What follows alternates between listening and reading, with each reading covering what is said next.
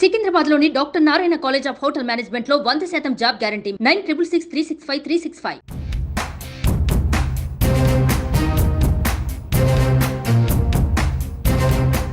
నరేంద్ర దామోదర్ దాస్ మోదీ అను నేను అంటూ ముచ్చటగా మూడోసారి భారతదేశ ప్రధానమంత్రి బాధ్యతలు చేపట్టేందుకు మోడీ రెడీ అయ్యారు.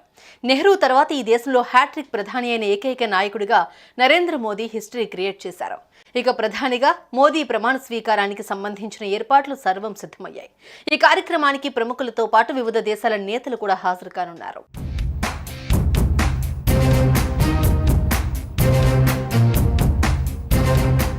వరుసగా మూడోసారి ప్రధానమంత్రి పదవిని చేపట్టేందుకు నరేంద్ర మోడీ సిద్ధమయ్యారు.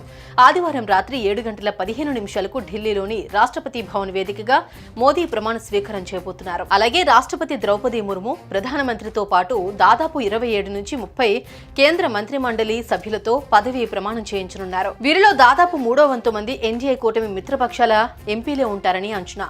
కొందరు కేంద్ర సహాయ మంత్రులుగాను ప్రమాణం చేయనున్నారు.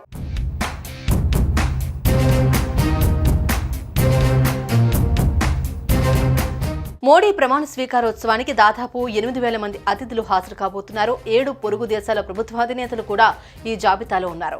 శ్రీలంక అధ్యక్షుడు రనిల్ విక్రమ్సింఘే, మాల్దీవుల అధ్యక్షుడు ముయిజ్, నేపాల్ ప్రధాని పుష్ప కమల్ దహాల్ ప్రచండ, మారిషస్ ప్రధాని ప్రవింద్ కుమార్, భూటాన్ ప్రధాని తోబ్కే తదితర విదేశీ ప్రముఖులు హాజరు కానున్నారు. ఇప్పటికే బంగ్లాదేశ్ ప్రధాని షేక్ హసీనా, సీషెల్స్ ఉపాధ్యక్షుడు అహ్మద్ ఆఫీఫ్ ఢిల్లీ చేరుకున్నారు.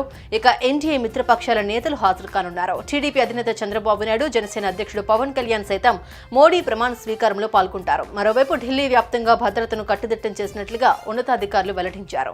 స్థానిక పోలీసులతో పాటు కీలక ప్రాంతాల్లో పారామిలిటరీ బలగాలు, ఎన్ఎస్జీ కమాండోలు, డ్రోన్లు, స్నైపర్లను మోహరించారు. ఢిల్లీని నో ఫ్లై జోన్గా ప్రకటించారు. రాష్ట్రపతి భవన్ లోపల బయట 3 అంచెల భద్రతను ఏర్పాటు చేశారు. మొత్తంగా మరికొన్ని గంటల్లో మూడోసారి ప్రమాణ స్వీకారం చేసి సరికొత్త చరిత్రను సృష్టించనున్నారు నరేంద్ర దామోదర్ దాస్ మోదీ.